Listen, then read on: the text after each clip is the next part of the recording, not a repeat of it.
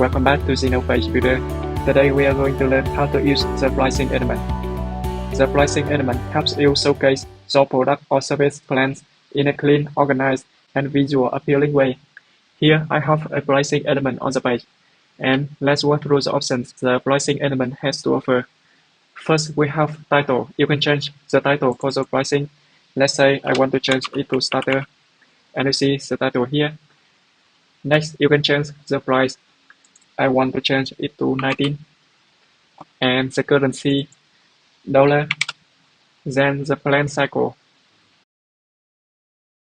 Next, you can change the title font to Abel and price font to Acme.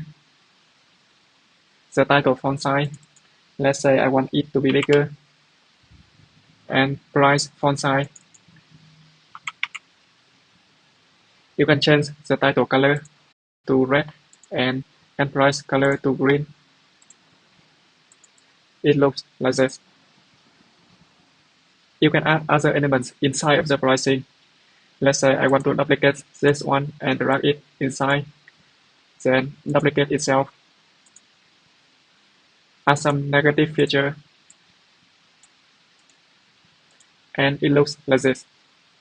I also want to apply the same style for other pricing elements by copying styles and paste style into other elements.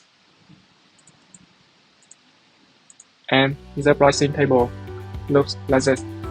If you found this video helpful, please give it a thumbs up and don't forget to subscribe for more tutorials and tips on mastering Zeno Page Builder.